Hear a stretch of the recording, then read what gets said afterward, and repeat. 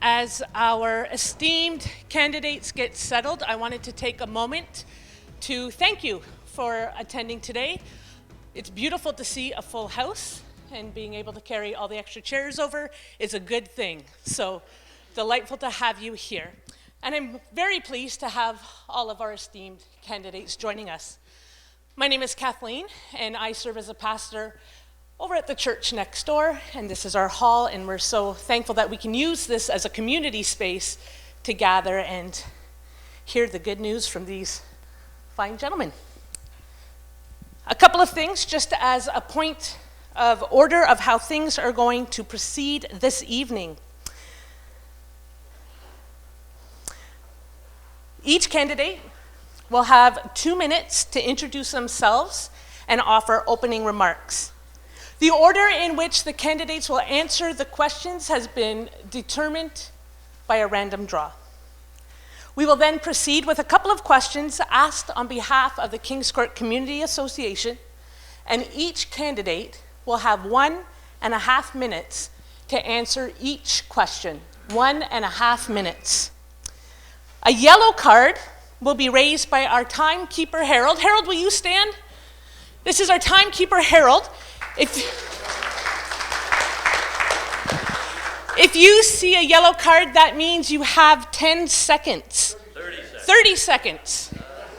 We should make it 10. Community, keep us doing the right thing. So 30 seconds. If you see a red card, I'm going to stop you gently and with grace, but we're going to bring it to an end. 1.5 minutes. And we will end our question time at 8:19, and you will have 1 minute to offer closing remarks. And we're going to proceed in the same fashion with our Limestone District School Board trustee candidates. So without further ado, we will begin with an introduction from Mr. Daryl McIntosh. Yes, there's a mic right there, and just turn it on and off as you speak. Hello, is it on? I'm Daryl McIntosh. I ran 4 years ago as well. I've lived in the district for 55 years. I have participated in some Kingscourt Community Association activities. In 2017, we did a traffic walk with a city engineer, traffic analysis of the neighborhood. 2018, on behalf of the Kingscourt Community Association, I attended a meeting about the residential rental housing licensing program.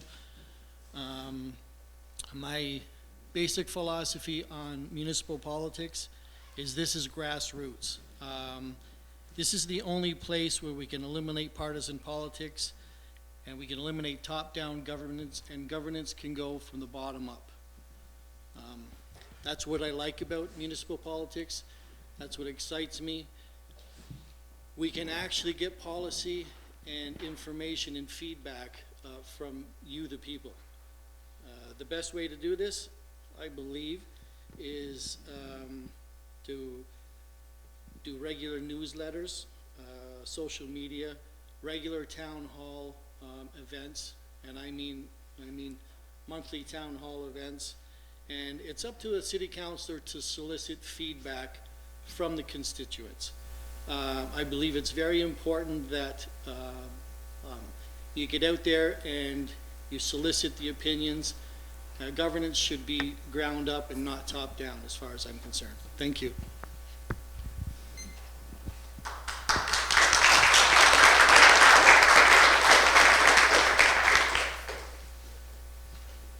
Hello. Hi, my name is Brendan Tozo. I'm running for City Council. This is my first time running, and I'm having an awesome experience. So I often think when we're looking at a city councilor, we have to evaluate their skill sets that they bring to the job, because this is kind of a job interview, isn't it? I think I bring three. For one, my job with the Ontario government, I'm a union local president. I spend my day advocating for workers, fighting against this government, and getting what I can for the people who I advocate for. I think that's necessary for City Council. We need to negotiate with the provincial government, and I have that skill set. The second thing I think I bring to the table is I have a PhD in political science, and I've spent actually a year working on a municipal rebuilding effort for a high-needs community of the city of Oshawa. Oshawa would be jealous of the resources we have here. So I have policy chops to be able to implement actual tangible policy for the people of Kingston. I have experience working with staff and stakeholders. Third, and I think most importantly, it doesn't take a PhD to listen. I enjoy listening. I've walked throughout this neighborhood. I've knocked on doors on every street in this neighborhood, from Macdonell to Montreal. I have listened to your concerns. I have listened to your thoughts. I have heard and I have been inspired by what you have told me. I want to take the views and ideas of this community and bring it to City Hall and action those ideas. Thank you.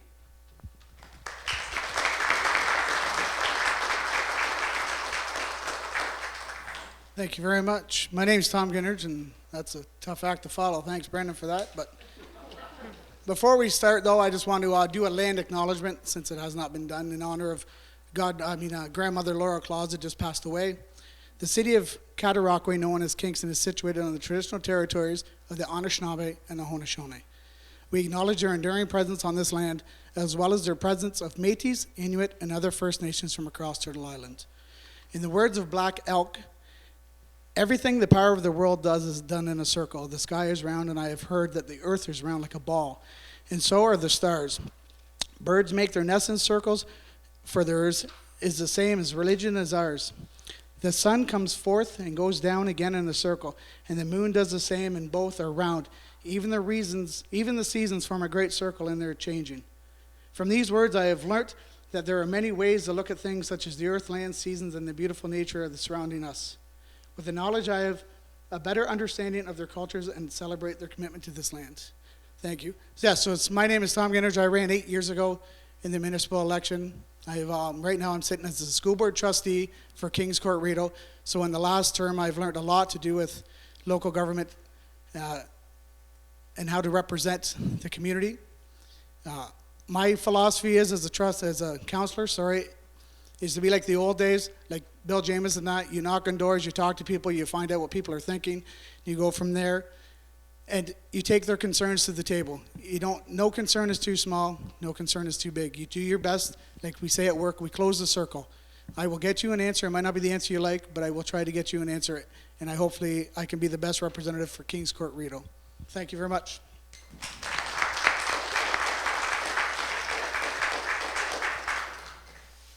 It's a little hard to top all of that. Good evening, everybody, and thank you for this opportunity to speak to you tonight. I would also like to thank the Kingston Communities Association for taking an active interest in this important municipal election. My name is Joseph Dowser, and as you know, I'm running for council. This will be my first time doing so, and I'm also the current chair of the Kingston Area Taxi Commission. I am pleased to see that my fellow candidates are present and that they are representing their community and constituents in their aspect.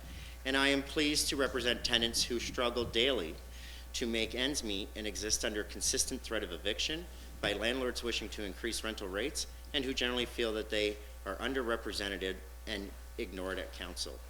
I would like to be clear and take this opportunity to outline my commitment to you, the residents of Kingscourt-Rideau community. I am not interested, with respect, in pursuing my PhD. I am not interested in running for higher office, nor am I interested in serving our community as a part-time hobby. I am interested, in fact, I am committed, yes, I am committed in working full-time to bring a clear voice to council that represents the forgotten and underrepresented people of our community. Tonight, I am looking forward to answering your questions in a straightforward manner so that you know who I am and where I stand. I am prepared to consider every issue facing Kingston through the lens of the best solutions and options for our community as a whole. As your independent voice on council, I am not beholden to any political party and will focus specifically on municipal issues we need to address. Issues like safe streets, clean and updated parks, natural green spaces, and ensuring our fair share of tax revenue and services for our community. Thank you.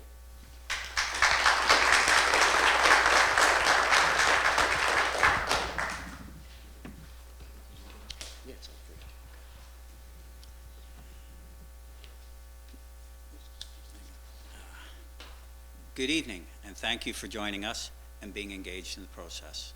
I'm Michael Judd, lifelong entrepreneur, volunteer, and consumer advocate, locally and nationally. I started my adult life as a carpenter, then self-employed contractor, leading to design, sales, Salesforce management, product, business, and corporate development. Focusing on business culture, communications, and integration between different people's approaches, customer-focused, but always placing great weight on fiscal responsibility and accountability. With family in the area, I visited Kingston and the Thousand Islands most all of my life. But it's the friendly people that made it my choice when I found myself facing early retirement due to an injury. Once here, I knew my decision had been a great one. However, I quickly realized it's not the same place anymore. Friendly people, but the infrastructure in many areas is crumbling. People suffering with great challenge, with many living in the streets not receiving adequate care. Taxes and many levies are a drain on families, well above the norm for a city this size, as is the operational budget.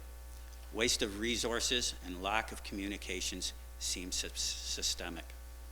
It all starts with communications, being fiscally responsible and accountable to the taxpayer.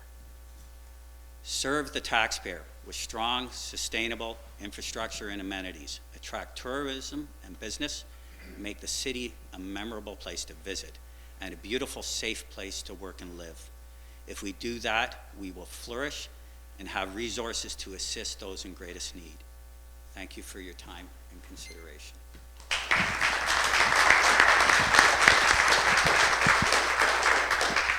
Thank you so much for those introductions. We're going to continue now with questions, and we're going to begin with a couple of questions on behalf of the Kingscourt Community Association, and then we will take questions from the floor.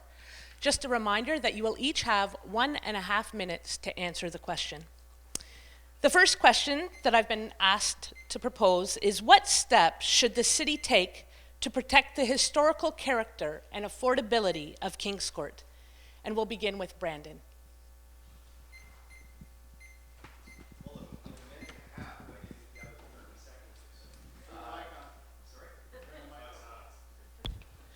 I was just saying, a minute and a half to solve heritage and affordability. Okay, so I would say that affordability is going to be one of those. And just sorry, can you just repeat the question? What steps should the city take to protect the historical character and affordability of Kingscourt? Well, that's always a challenge, isn't it? How do we balance the history that we've made with the development we need in order to deal with the housing crisis? And there isn't a one-size-fits-all solution to this. We have to preserve our heritage, particularly our wonderful and historical downtown and our monuments that we have, along with building development in areas where it makes sense. I'm not entirely pro-development. The developers don't really like me all that much, not surprisingly. And I'm not entirely against any sort of development at all. I would, in this area, there are certain areas that I would like to see protected in our historical downtown from unusual development or oversized development, but I would also promote affordability in areas where there are specific infrastructure in place in order to make sure that we can meet up with our housing needs. I wish I had more time, but that's it. Thank you. All right, to do with the heritage, to do with Kingscourt area. I remember someone telling me one time during a Kingscourt Association meeting that they like to have this area deemed just like they have the university district, but have it as the wartime district, because I believe there is a member in the audience that has an old blueprint from the area where there's an airfield, I think, wherever it used to be, where Kingscourt Public School used to be. I believe now it's a park. I don't exactly know the name of the park.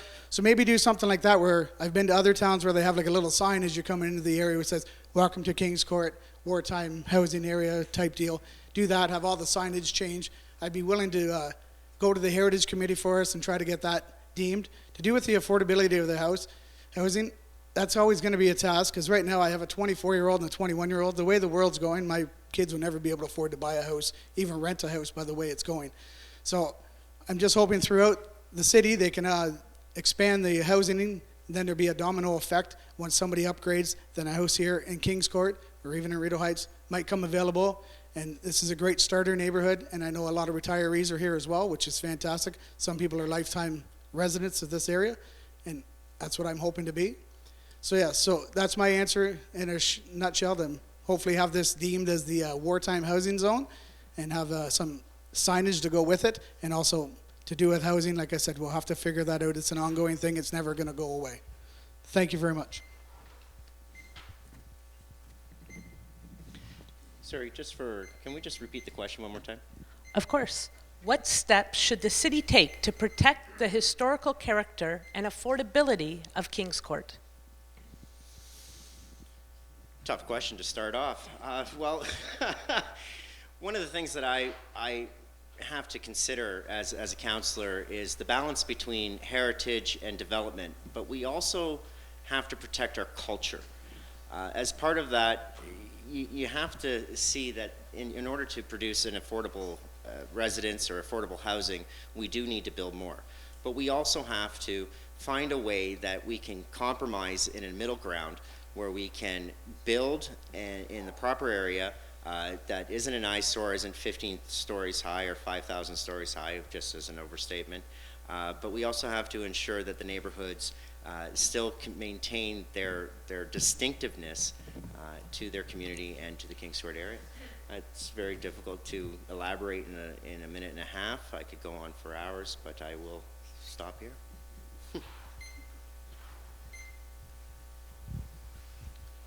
Well, what the city can do, I feel, is build more housing and build it broadly, make it easier for developers, not in one given area, but throughout the whole city. Kingscourt itself actually is fairly full up. There isn't a lot more room for infill. So protect the zoning that we have in various areas, with respect that we do have to still build. We do still have to allow for more people to come to the community. But what the city can do for our area is actually quite a bit, especially in regards to cost. We have to drop the cost of housing, or at least make it more affordable for people to come to this city in other areas. We can't go much lower than we are here in Kingscourt-Rideau Heights. The other areas are much more expensive. So we need to open other areas up to more affordable housing. That's how I see it anyways. And then to Daryl.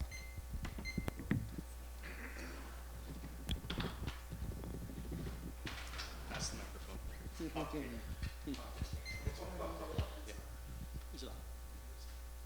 Is it on? Okay. The city did a disservice to the Kingscourt community a few years ago, and what they did is they told everybody they were allowed to have an extra 2 bedrooms in the neighborhood. So you were allowed to go from 6 bedrooms to 8 bedrooms.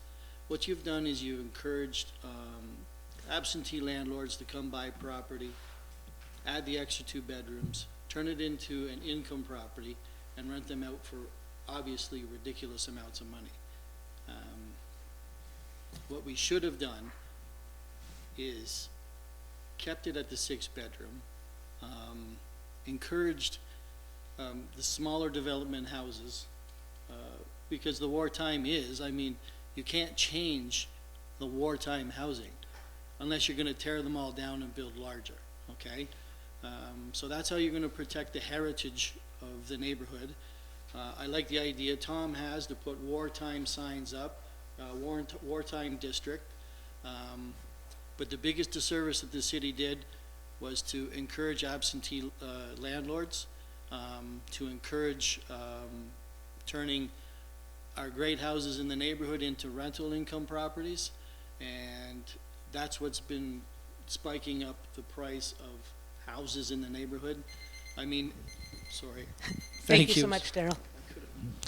And then the second question that came from conversations at the Kingscourt Community Association is, what are your program priorities for the city to address climate change as it impacts Kingscourt, such as flooding issues and food security? And we'll begin with Tom. All right, to do with climate change. I know right now they've made a very small step with the tree program. I believe everybody in Kingscourt area was offered 2 trees to plant in their yard free of charge, and some were even planted to do with a little group called Little Forests. To do with flooding area, that would be tough. I know over behind I believe it's Champlain Park. They just did some work from Mulrooney Construction to put in a little ditch and all that to help out with the flooding. I was talking to Mr. Mulrooney the one day, and he said they've started doing work like that. It's just, I know the infrastructure in this neighborhood is probably older than a lot of other neighborhoods, like I said, due to the wartime housing zone, and it doesn't seem like there's been a whole lot of infrastructure maintenance done throughout the years. There has been some, but not a lot. And to do with food insecurity, I sit on the food sharing program for the schools, so we see food insecurity every day. We offer free snacks and meals to kids in school, so it's always going to be an ongoing event in the neighborhood we're in, since we are low income in a lot of areas. So I'm hoping to do with inflation that doesn't affect more than just like the lower income people at this time. I'm hoping it doesn't affect everybody. I'm not wording that properly. I guess I'm putting my foot in my mouth, but I'm hoping to do with the economy will rebound, we don't go into a recession, and food insecurity is not that big of an issue in the future, I'm hoping.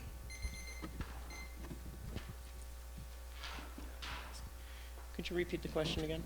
Absolutely. What are your program priorities for the city to address climate change as it impacts Kingscourt, such as flooding issues and food security? It's a very good question. Thank you very much. With regards to the climate action and to effectively battle climate change, we need to protect our green spaces. We have to develop better natural green spaces, and as part of my platform, I would like to see council pass motions or pass policies that allow us to plant a tree for every single child in the Kingscourt-Rideau community. We have a mass amount of deforestation happening. We need to stop the clear cutting, and we need to protect our natural environments. As with regards to flooding, we have an infrastructure problem.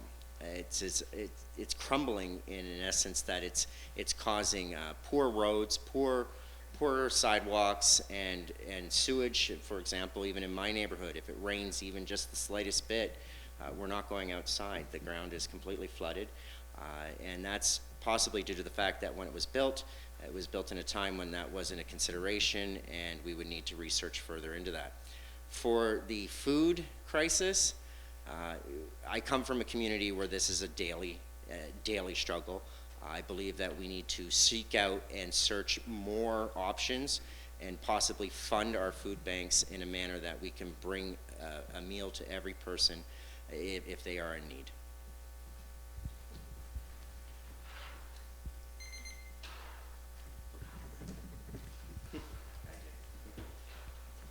Okay, I believe we need to do a lot of succession planting in the city. We've got trees coming down and no trees going up early, and to get a good start on growth before those ones fail.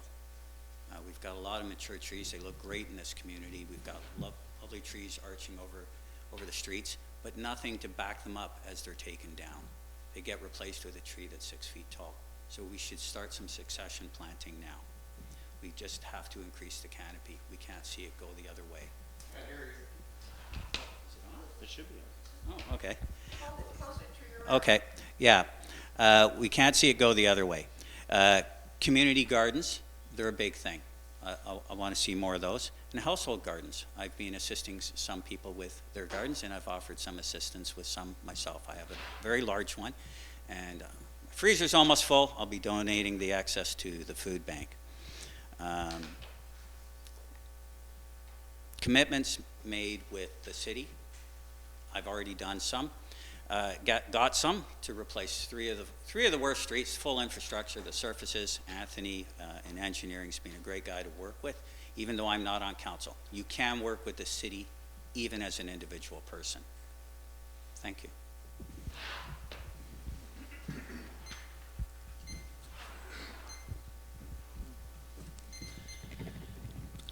Thank you. As a city councilor, I think it's very responsible. I mean, planting a lot of trees and stuff is an obvious thing. Except it's time to start using our voice. And Canada does a very good job with climate change. And if you want to change the climate in the world, it's time to start pushing up. It's time to start pushing your provincial government, your federal government, Let's start doing something about these other countries in the world who are not pulling their own weight. We can do as much as we want here, but it's not going to make climate change any different unless we have other countries participating and with the same enthusiasm that we have. Canada does a great job. Yes, we need trees. We need trees in the neighborhood. Up along the pathway along Alcan, we could probably plant another 300-400 trees easily. I'll move on to that. As far as the food goes, expanding the community gardens. In Europe, what they've done is they've expanded community gardens, they've planted community gardens, and it's become a community effort where everybody feels comfortable that they could actually go and help themselves in the garden, where it's an actual, we have community gardens, but they're not actually, does anybody in the community feel comfortable going to help themselves to a head of lettuce? Probably not. So if we expand the community gardens and we make it public known that, go help yourself.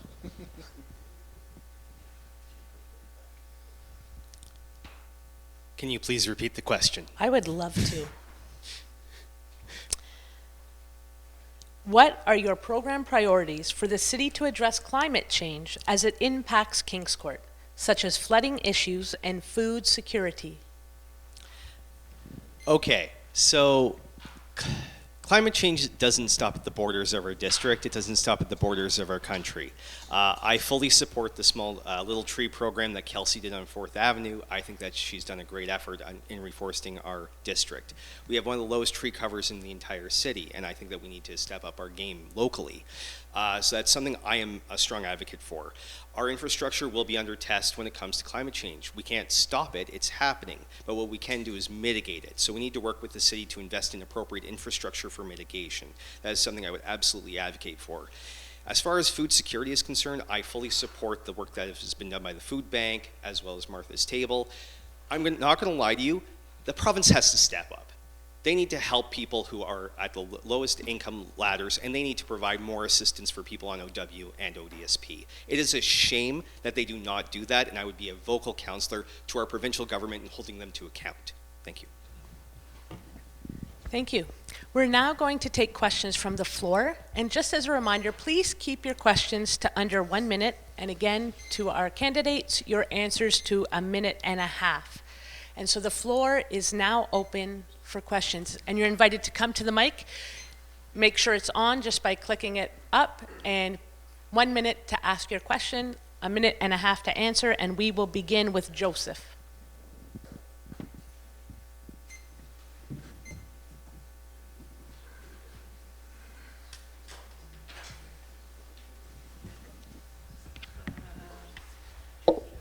Is this on? Okay. I'm assuming that you've all, we're all paying attention on September 6th at the council meeting where the planning committee made its recommendation to council about the tannery development. If you had been on council that night, I'm interested to know how you would have voted either in support of the planning committee or against it, and why.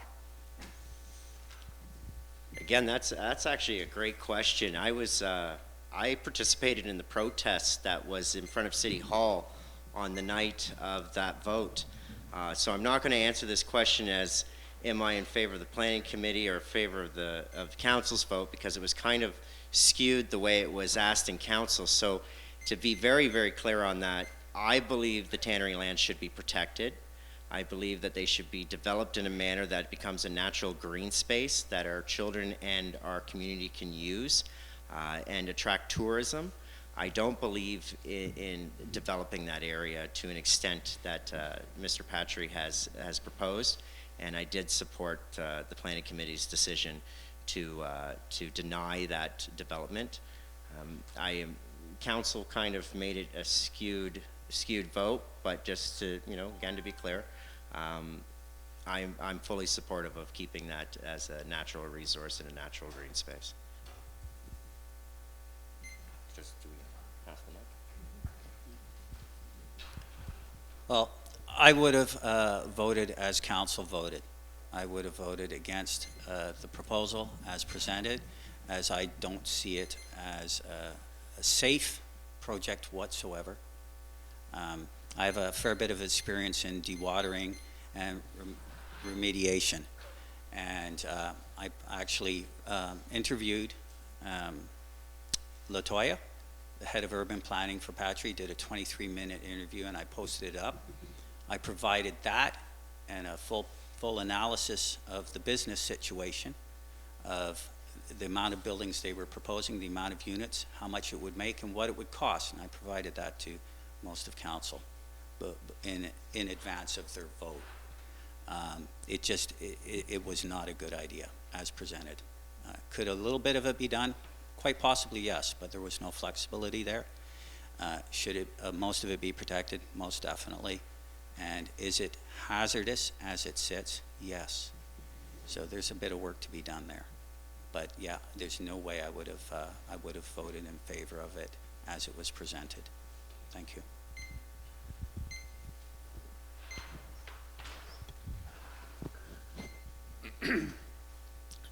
Thank you for the question. That was a great question. Now I have a little more history with the site because I've had this conversation with several people, and I grew up with friends in the neighborhood, and we used to go down and play in the neighborhood and around there. We were told not to go to the tannery. We were told not to play around the tannery. We were told to avoid the place. It's contaminated. You didn't want to be there. On the western border of the tannery, you had 4 great big oil drums, all right? The land is simply contaminated. There's nothing you can do about it. If you want to go, I challenge anybody to take their kids down there and play every summer. You know what? It's a bad idea. It's a bad choice. It's not a useful land as it is right now.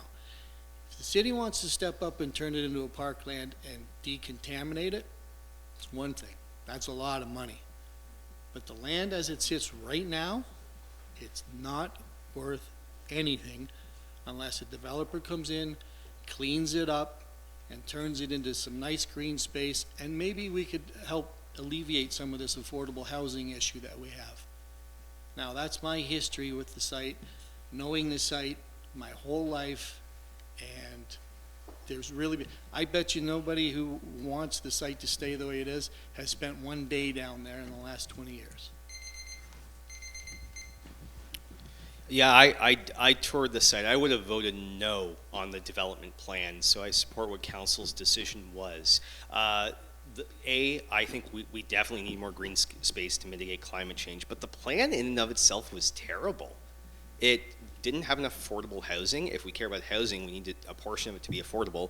The remediation plan was a disaster, and I did not believe that it was meeting an appropriate threshold.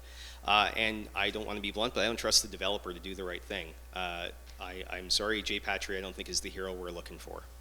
So I would have voted no. All right, to do with that, I have to disagree with Brandon when you're saying about not enough affordable housing. There's going to be 1,600 units, but out of that, there's 100 that he's offered to put up as affordable housing. So if you look at that, if we look at the units on Montreal Street, I believe there's only 240 units in there. And everybody in this room probably believes that's a huge housing complex with 240 units at fixed income. So he's almost doing half of it out of this one private project. I'm not saying Patry is the savior either. I know he's had some issues in the past, but he is willing to fix up one of our most toxic dump sites in our city. And I know there's worries about seepage going into the bay and that, but sooner or later we're going to have to clean it up because it's never going to be able to sit the way it is forever and ever. If you want to think about that too, look at the dump, the old golf course. It's also another toxic site, but no one has any issue putting new pickleball courts and putting everything else in there to fix it up. And that's also just as toxic as the tannery probably is. So like I said, I know Mr. Patry has had some issues in the past. The plan he has might not be the greatest plan at this particular time. He might have to revamp it, but I might have voted yes on that particular plan because we need the housing. We've heard everybody in this room say we need the housing to help bring the housing down in other areas. So I personally would have voted yes because we clean up the most toxic site we have in the city, plus add more housing to the markets. Thank you.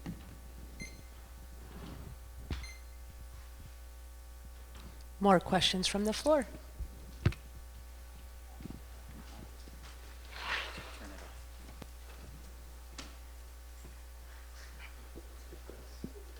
There was an issue that came before council this past year, I think it was.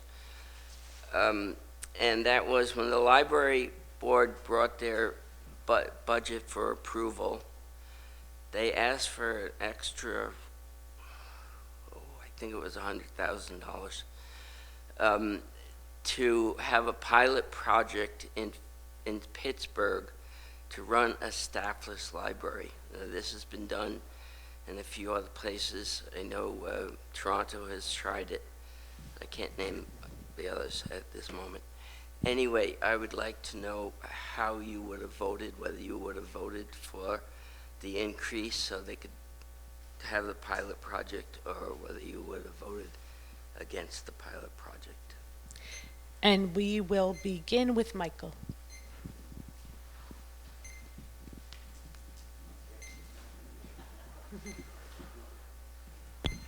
Yeah, I probably would have voted against it. I've been exposed to a few staffless library situations. Just wasn't for me. I'd have to learn a little bit more about it and how much budgeting specifically, because I didn't sit in on that meeting, but it just wasn't for me.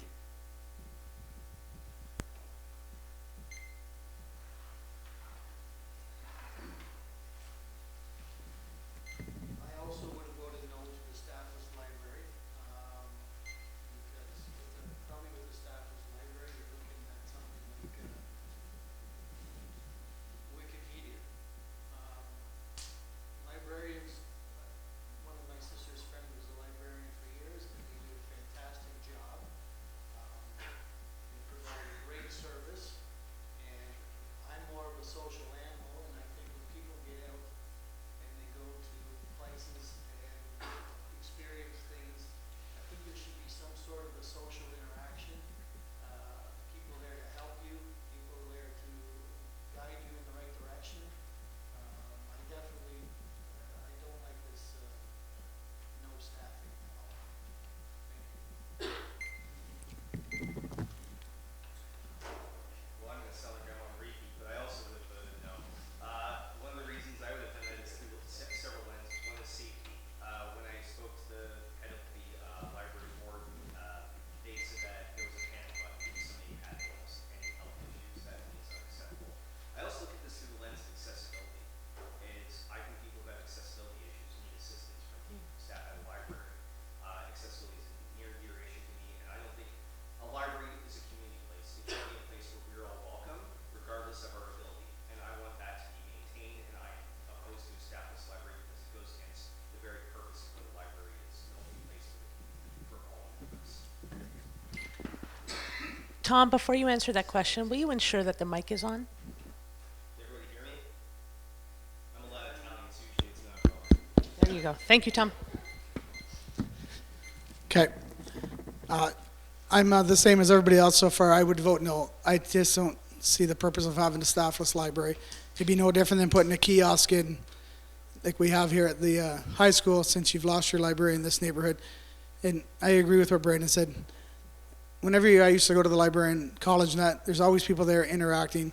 There'd be work groups, all that. And maybe this is just the Rideau Heights boy coming out of me. I'm just always nervous about something being unsupervised. You never know what's going to happen. There could be vandalism, there could be theft, there could be lots of stuff. There could be just stuff you can't control if no one's there to overwatch it and oversee it.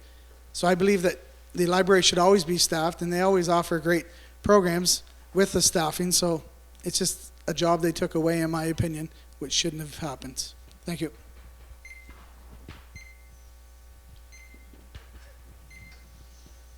So finally, me on repeat, I would have to agree with all my fellow candidates here that I would have voted no to the staffless library. I am in agreement with Mike here as well that I have experienced a staffless library, and it wasn't the same as when I was a child. Librarians, to me, are heroes. They provide a resource to individuals who would otherwise be lost or not know what they would want to read or follow through with. They were excellent support to me through my elementary and high school career, and they pointed me in directions that expanded my mind and my opportunities that I have never experienced before. By taking them away from the libraries, we find that we are, in my opinion, automating a system that doesn't develop the growth or the continued expansion of our young people's minds. Thank you.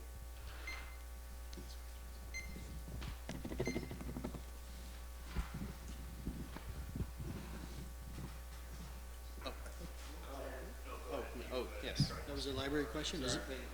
I'm the start again? No. I'm the start. People are building tiny homes in their backyard, and the city won't do nothing about it. They're losing property tax. So what's your opinion? I'm sorry? People are putting tiny homes in their backyard. Yeah. So I called the city, and they said, oh, well, what's your opinion? I thought you can't. Well, we have property standards and that. Can you make sure you're just closer to the mic? Yep. Thank you. We have property standards for a reason, and in order for any development like that at all on your property, you're supposed to go through the right channels. I know if you were going to do if you're going to build anything over a 10 foot by 10 foot, you have to go through. Yeah. You can still, 10 by 10, they still have people living in there, 2 stories high. Like And we'll let you, people. well, Yeah, and that's, yeah. But I think that's defined as a shed, right? That's the largest you're allowed to build a shed. But as far as having other people living on your property, no way, not a chance. They shouldn't be able to live in tents. They shouldn't be able to live in a tiny home at all. I mean, we do this for a reason. We have property standards for a reason, and this is one of them. I say no. I say that's not good. Okay, I'm gonna go and repeat again, say no, that is against the bylaw, and obviously if bylaw is not doing their job, that needs to be brought up with your counselor, and they need to ensure that property standards are up to code and that it's being enforced. So, no to that. Yeah, I think all of us are going to be on repeat here when it comes down to it. I don't agree with this either. Like, I can understand them doing maybe a development of tiny homes on an unvacant piece of land, but not in your backyard to be a rental property, or I guess to maybe be a little in-law suite for someone. I just don't feel it's right.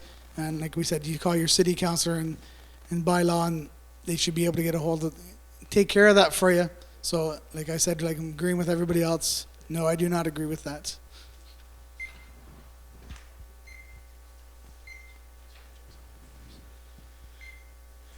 I'm going to try and answer that question to the best of my ability. It's a great question because what it does is it illustrates the necessity for housing within our community and within Kingston as a greater whole. But what it also shows is a level of what I can only assume is greed of individuals that are taking advantage of those who are without a home or in need of a home. I can't say that I'm opposed to the thought of having a tiny home structure on a property, but I would ensure that all safety standards, all property standards, all landlord and tenant standards were met and in full compliance before anything of the such would be built. Again, it needs to be researched a little more. I know other communities and other municipalities have done pilot programs where they have worked successfully. But that was, of course, with a tremendous amount of oversight and a lot of planning prior to just building. So if it's an individual that's building on their yard just for the sake of building on their yard to bring in a rental income, I would say no, that's not allowed. But if it was someone who had a genuine concern to help increase the housing and to provide shelter for an individual and is in full compliance with all the available laws that are currently set, I would have to say yes. It's something the community needs. It's what the people need in order to survive. Everyone needs to have a roof over their head, but there should be some form of overwatch or oversight to make sure that those people are also protected. Thank you.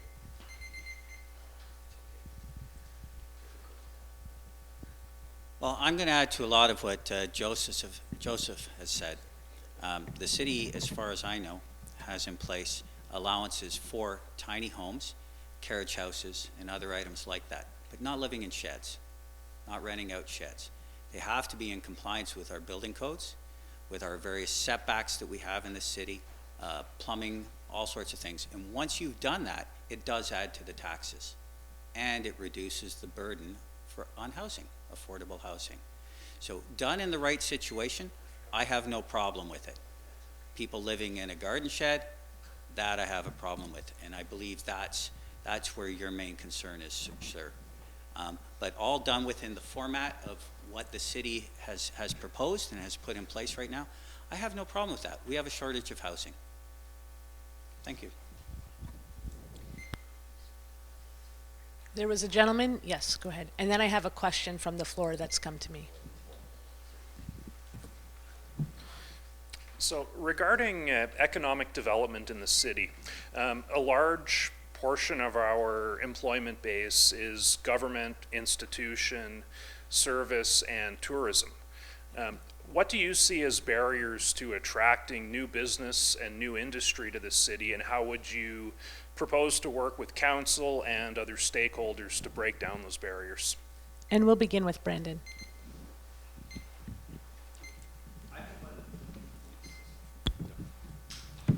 So I think one of the barriers that we have to our city and to our district in particular is just affordable housing, is just people struggling to be able to afford a home and move here. I had a neighbor a few doors down who was renting and had to move out of town. They had 2 good jobs and they couldn't afford to buy a house within the city limits. I think that we do need to address our housing shortage and our housing affordability, and we can attract and retain talent. The other thing why people stay in Kingston, especially if they're highly skilled and into business into business or into government or other area, is we have to have a nicer city. We have to have cities that have workable parks, especially in the district. I'd like to see 4th Avenue Park renovated. I'd like to see 3rd Avenue Park enhanced. Is people get attracted if they want to raise a family. They want to make sure that there's parks available to be able to raise their kids with. They want to make sure schools are there and schools are safe as well, and that we have high quality schools. I think what we can do to foster a positive business environment for Kingston is make sure that the fundamentals that the city can do and can control are there. This is a great city, but I think it could be even better. Thank you. Sorry, can I just ask for clarification? You're asking what we could do to break down the barriers to bring like more industry and more business to town, is that correct? Okay, I work in manufacturing, so I understand this question wholeheartedly. I believe the council right now with Mayor Pattison has done a pretty good job of trying to lure some different industrial places to town, like Royal Milk, Frulac, and other places like that. I believe our business park out in the West End has lots of space to be expanded to, so I'd have no issue to work with anybody in City Council and staff to try to lure more high-paying industry jobs here. And right now it seems like we have a lot of service industry jobs, so that's low paying. I'd rather try to get some, like you said, to lure some better businesses into town to have some better paying jobs so people can afford those new houses or even to upgrade to a better house as we go on. The way to do that, that's $1 million question, right? Because I know some people say, oh, you can't give them tax breaks and that takes money out of our coffers, and you can't do this, you can't do that. So, but there'd have to be some sort of leniency to try to lure somebody here. I remember the last time I worked at Goodyear, they were building a new plant somewhere in North America. Napanee put a proposal ahead, and Kingston didn't at the time, and I didn't understand why. But as you get more and more involved, you understand about why they do stuff and why they don't, because they're on an avenue to get different industry to come to town. So I'd work with anybody to try to get more industry and more business to come to town so we have more high-paying jobs, so then everybody can have a living wage and have an affordable housing.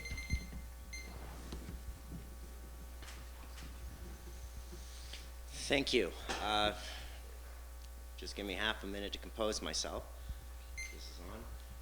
So as a longtime entrepreneur and a business owner, and as an individual who has worked in operations and restaurant management, and also is currently sitting as the chair of the Kingston Area Taxi Commission, one of the things that Kingston needs to do is open the doors for business.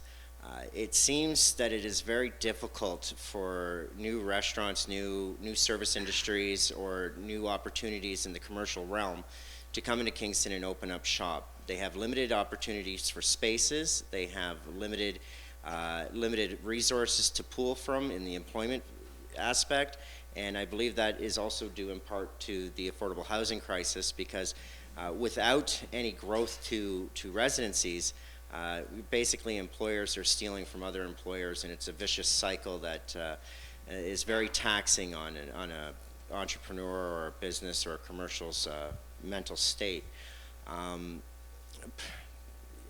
One of the things that I would look into is potentially a tax incentive program that would be limited, not for an endeavor or not for an infinite amount of time, but something that would draw businesses to open up shop and bring more resources and more employment opportunities to individuals within the community.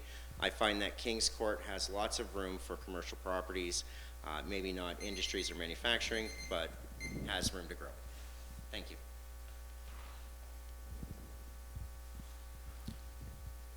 Well, I think we need to actively court builders from other municipalities, other regions. There's some very good builders all over Ontario.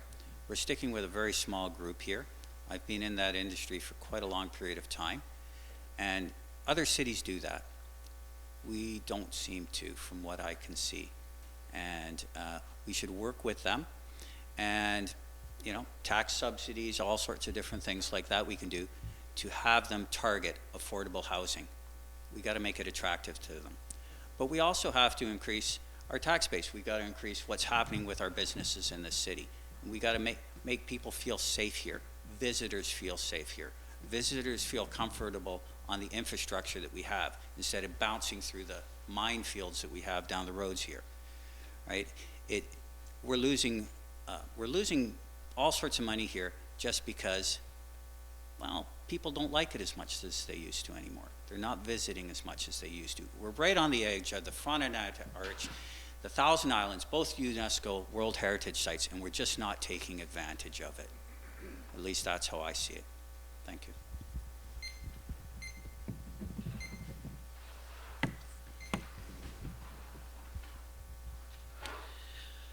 I think the city has a reputation for being not friendly to development. Tax incentives are very key, a very key ingredient, especially if you're going to lure manufacturing and big business and you're going to attract a lot of jobs. There's no reason why we shouldn't give some sort of a tax incentive, an encouragement for them to choose here. I mean, we're competing with other cities. We're competing with other business parks. We're competing to get these people here. And we need to provide something that will get them here.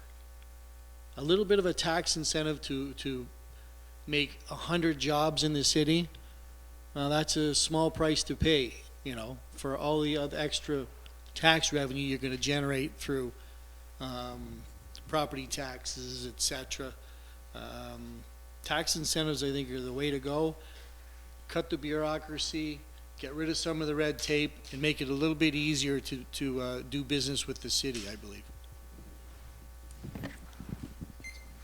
I have a question that has come from the floor.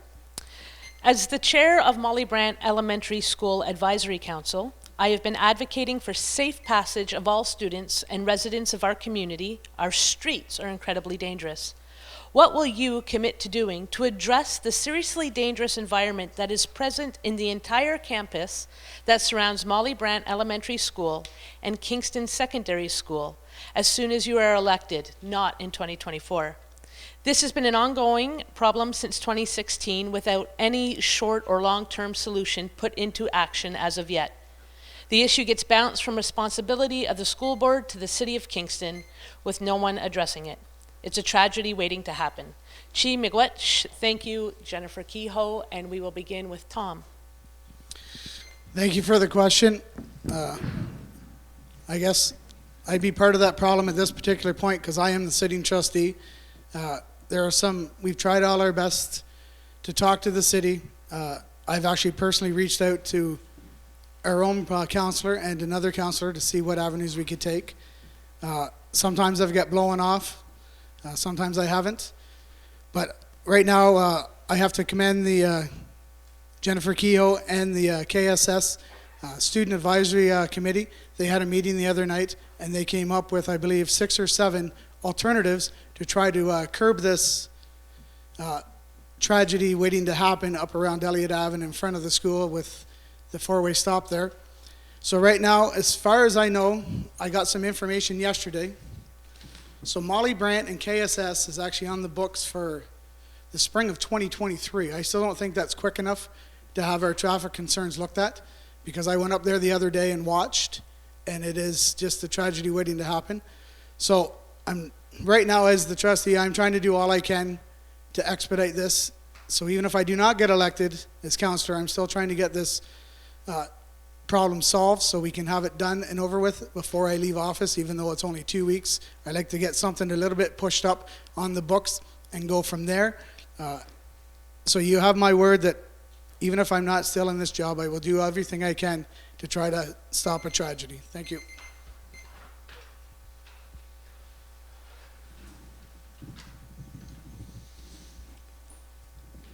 Sir, can we repeat the question one more time? We can. I will say it quickly, though, if that's all right. That's fine.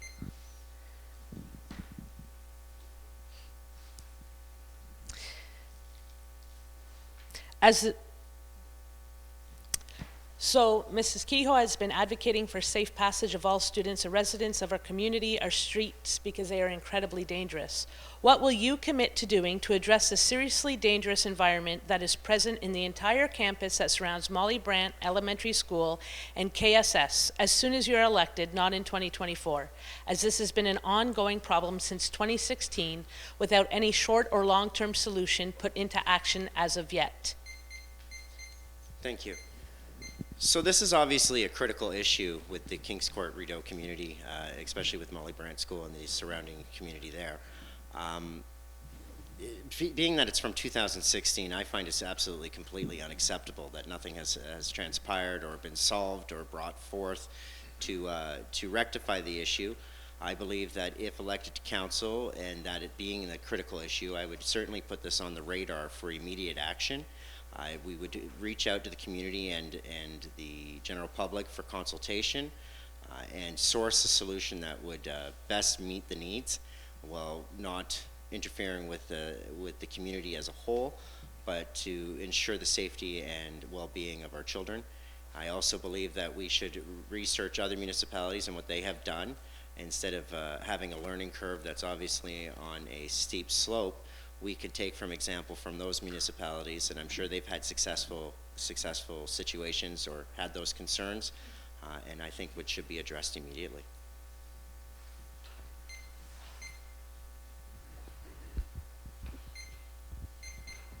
Well, I believe we had a tragedy around a school not that long ago in the West End, and I don't want to see that here or anywhere else in Kingston.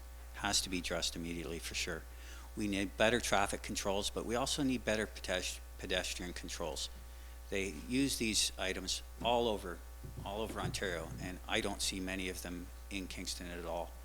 You know, the lack of just basic pedestrian crossings at the end of the multi-use pathway over here going past the Oak Street Garden, down onto 3rd. No pedestrian crosswalk there. We just need a lot better controls. We need use of items like rumble strips. Speed bumps are not great. They don't slow people down, they just break cars.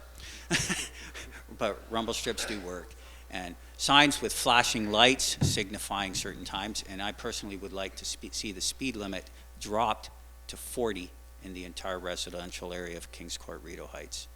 We all cheat a bit. We all drive a little bit over. So if it's 50, we drive 60. If it's 40, we might drive 50 and not risk so much damage. Thank you.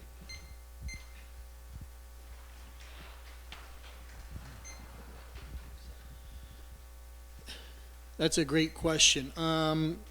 we've been dealing with this issue where we walked around, we did the traffic study with the engineer 4 years ago. 4 years ago. The city is actually doing something about this already. Okay. There's a school pedestrian safety working group, and it has come up with recommendations for a pilot project for Westwood and Strathcona Park neighborhoods. What I would do is I would try to advocate to get us into this pilot program. What it does is it designates neighborhoods as school safety zones where the speed limit is reduced to 40 kilometers an hour. 30 kilometers an hour near schools, all right, including speed radar cameras and pedestrian crossings. The program is already in place. It's a pilot programming. I would push for us to get involved in the pilot programming, hopefully bring it to the schools around here. And as far as that goes, there's no reason why we can't actually advocate to get into this program. Traffic flows around the school are another issue, and I propose on Lion Street to turn Lion Street into a one-way street, move the boulevards back, put bus parking on one side and car parking on the other side, and this was a recommendation I made 4 years ago. I actually agree mostly with what Daryl said about the school zone. I think it's a great idea. I think enforcement needs to be done with cameras in the area. I would also just like to say that I think that this is a multifaceted problem, and to add to what he would say, I'd meet with parents and see what they have to say and see the advice that they would give. They're the ones who drop off and pick up their kids. They're the ones who know the area. I would then work with the school board if possible, talk to the principals, and I would work with them as well. But I want to know exactly what is going on the ground and see what their solutions would be. The city is one part of the problem, or at least the city that can control. Public transit is another part, but also the schools need to play their part as well. I think that there's need for leadership and collaboration in this in order to do that. I don't want to see a tragedy around that school. I share your concerns with that. Thank you. Thank you.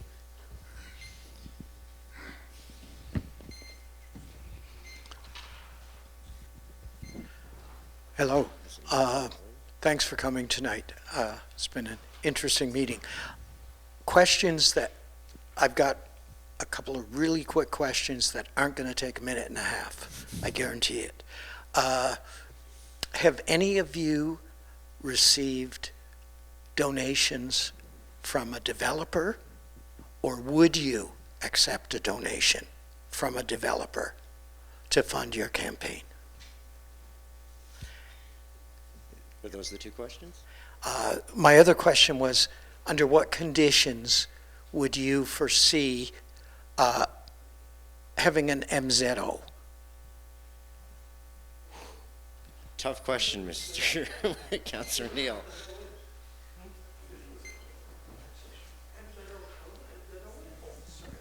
What is MZO? I'm sorry. Minister. I'm being presumptuous as a former councillor, I guess, or soon-to-be former councillor. An MZO is a condition by which a council passes a motion, it goes to the province, and it forgoes the planning process or community input. So just as a reminder, have you or would you accept money from a developer? And what are your thoughts on MZO? Always the tough questions, right? Have I received donations from a developer? No. Would I receive donations from a developer? No. I don't feel that I should be, again, beholden to any person or owe anybody any favors on council. I believe that the voice of the people should ring true and have a clear voice. With regards to your MZOs, that's exactly even to the tannery lands where the city staff were seeking an MZO to override council. I do not believe in MZOs. The province has its own mandate to take care of the province as a whole. The city has the mandate to take care of its territories and its residents as a whole. To have a provincial oversight take away the democratic process of a city is unacceptable to me. So no to the developers' donations, no to receiving donations from developers, and no to MCOs. Thank you. Yeah, I've received no funding from any developers, nor would I ever. In fact, I'm running a zero cash dollar campaign, as I did not want to have to come to anybody. We're all having a hard time right now. A lot of people, very hard time. I didn't want to have to come to anybody and ask you for support that you may not be able to give. As far as MZOs, I am not in support of them at all, period. I just don't believe it's the right direction. I don't even know why they exist. So I can't answer your question, I guess, Jim, as to when would I accept them, because I wouldn't. Okay? Thank you.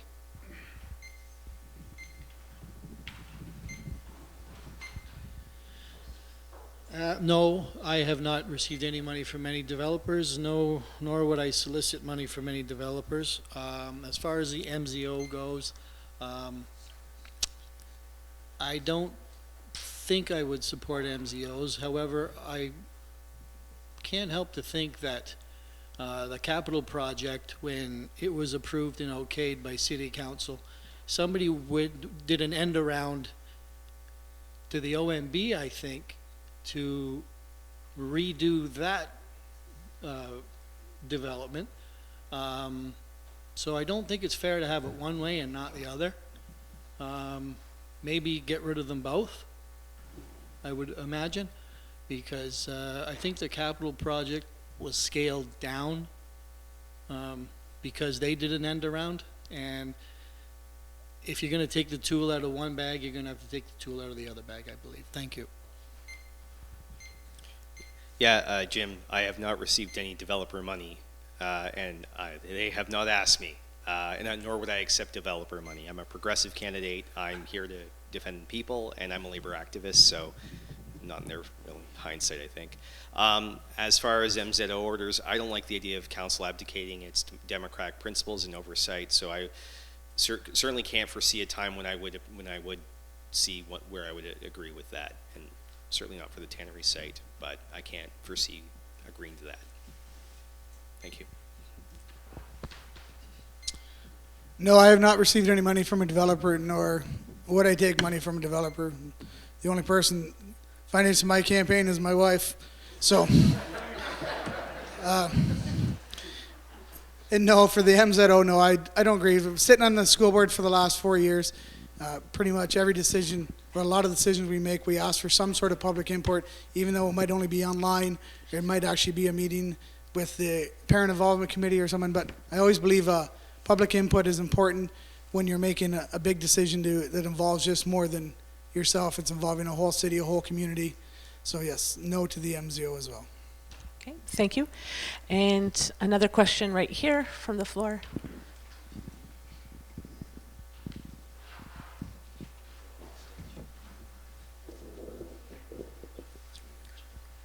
I don't know how many of you use Kingscourt Avenue. Parking is atrocious between 1st and 3rd. With all those new houses, I think every building has 3 or 4 cars. We have school buses on the road. We have city buses on the road. All the trucks and whatever to finish those houses up. And it's an accident waiting to happen. You can't drive out. They got parking on both sides of the road. And I've spoken to the bylaw people. And 30 seconds for your question.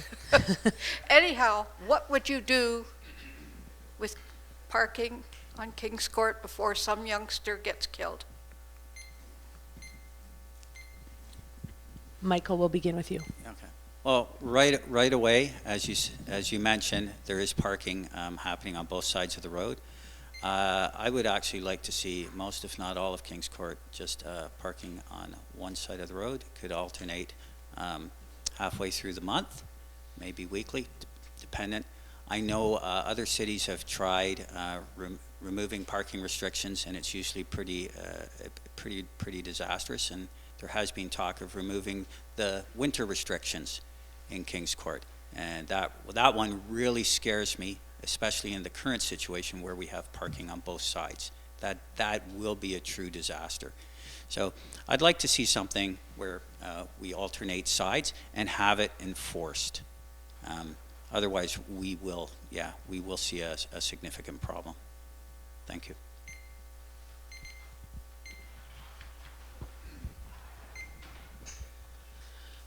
Thank you for the question. I think it's pretty standard in the neighborhood that they alternate sides of the road to park on one half of the month on one side, the other half of the month on the other side. Other than that, it's what we're looking at is enforcement. We're looking to get these signs enforced.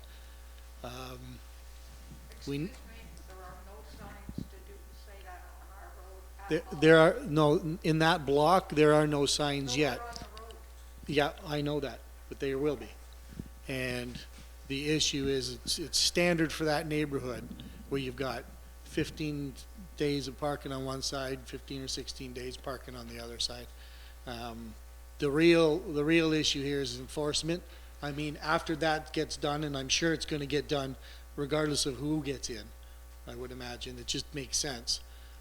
Driving down Nelson Street on the other side, it's literally down to one lane. And you literally have to stop and wait for a car to come maybe 50, 60 yards before you can make your way down it. But I think the big thing we're looking at here is enforcement, and we need to get bylaw to be more proactive to get out and enforce these laws that we do for the neighborhoods. And they don't get out enough, and they don't drive around. They're reactive, and they need to get out and do more for the community. Yeah, I don't want to sound like we're a sea of agreement here. I generally agree with what Daryl has said. What I will argue, though, above and beyond that, is I remember going to the planning meeting with you. And remember, the developer was like, oh, parking won't be an issue. There's tons of parking.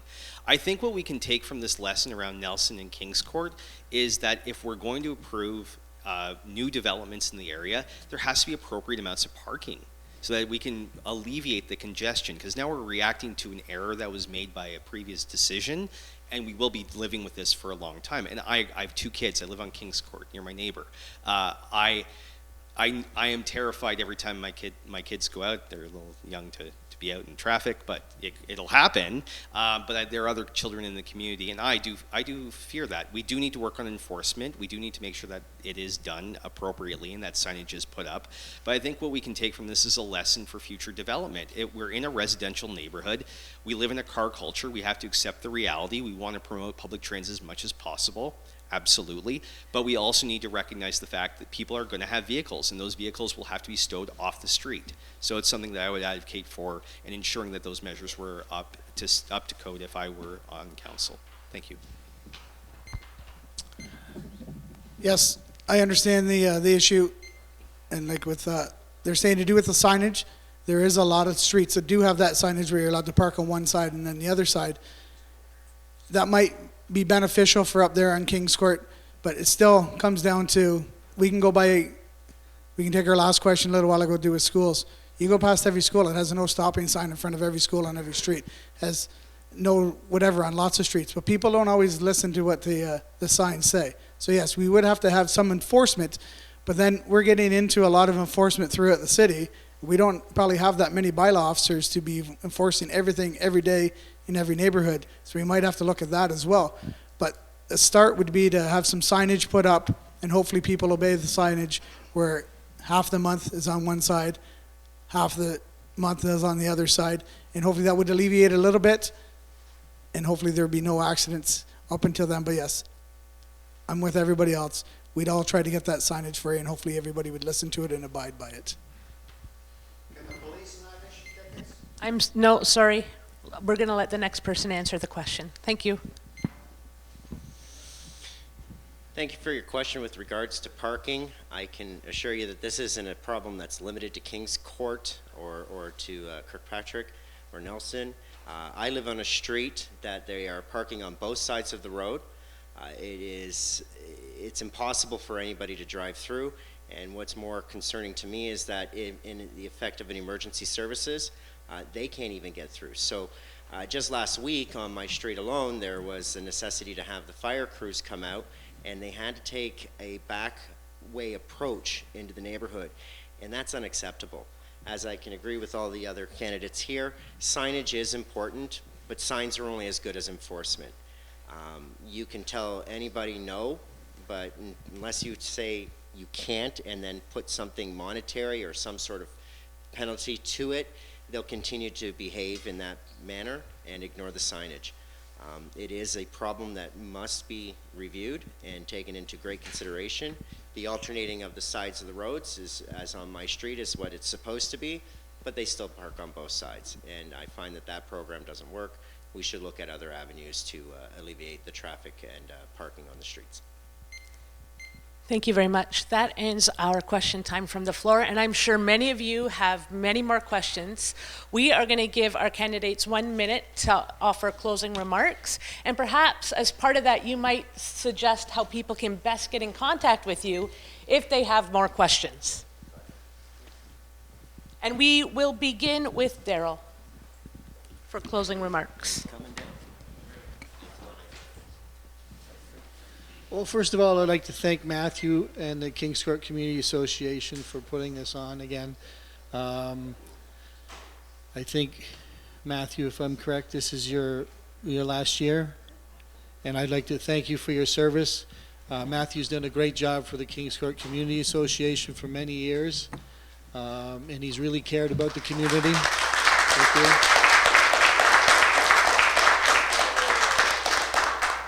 And I'd just like to say that I've been in business for 26 years on Princess Street. I'm at the time of my life, my kids need me less now, which kind of hurts a little bit, but I can step away from my business and do this job full time. And we're going into a Thanksgiving weekend, and I'd just like to wish everybody a happy Thanksgiving. So thank you for your time. And great turnout. This is a lot more than there was here 4 years ago.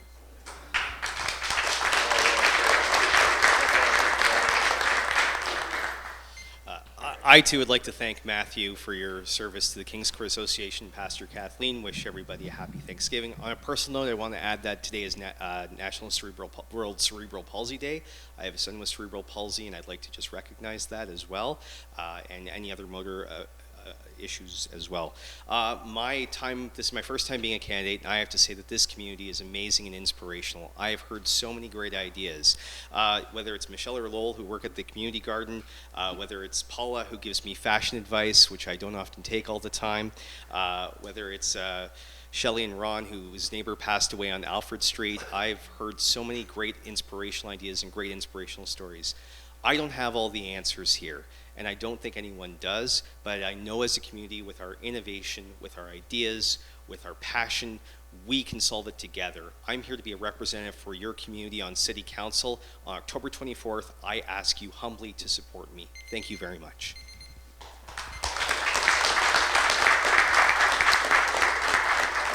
Thank you, Brendan. I'd like to echo also to Matthew and the Kingscourt Association for putting this on, Pastor Catherine for being our MC. I'd also like to commend the 5 gentlemen here on stage. If I did my math right, there's 74 people running for 22 positions within the city of Kingston. So if you take 138,000, only 74 people have stepped forward. That's a pretty small percentage. So congratulations, everybody, for doing that.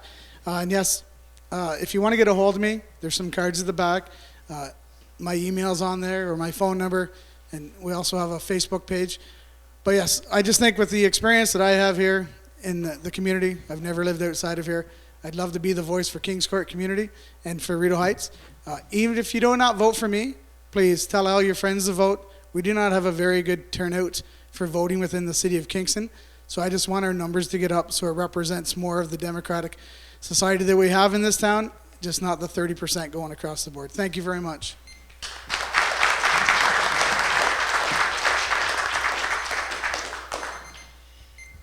Thank you, everybody, and again to Matthew. I had a wonderful conversation with you a few weeks back. This is an experience for me as a first-time candidate in city council and in politics. I feel that Kingscourt-Rideau has tremendous potential to meet the needs of the people and the community. And I feel that if voted into council, I would be an advocate who's accessible and accountable. You can call me at 4 a.m. in the morning. I may not answer right away, but I will answer at about 10 minutes later and call you back, as long as you're willing. I have social media pages. I have a website and a phone number that is on 24 hours a day. And again, thank you, everyone. I hope I can count on your support. And happy Thanksgiving to you and your families. Have a great day.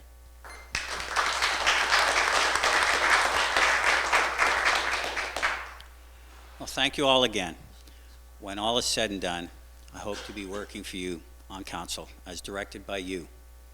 For municipal government is not party politics. It never should be. As I see it, a councillor should be a direct conduit to the actual workings of the city and the staff supporting the people. I have a lot of experience and I have the time, no day job here. I've worked at many different levels of government, and I have a great deal of experience with developers. That's about it, other than why do so many people in Kingscourt-Rideau Heights answer the door when I knock in their skivvies? I'm serious. There's a ridiculous amount of you that do it. Am I wrong? Anyway, thank you very much. So I'd like to thank all the candidates who took time out to come and answer our questions. And I want to acknowledge that Keaton Zandbergen wanted to be here as one of the candidates running, but had to send his regrets. Thank you again to all the candidates, your representatives.